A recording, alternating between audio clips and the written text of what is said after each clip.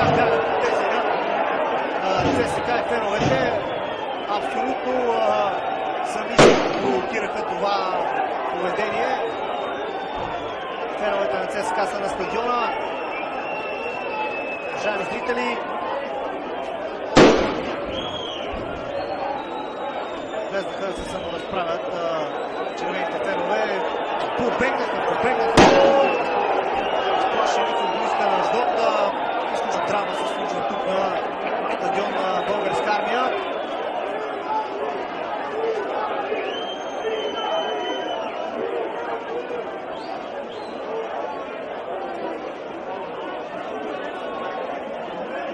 Вижте къде отидоха част от футболистите на Аждот. Това е край на тази среща. Няма да се играе.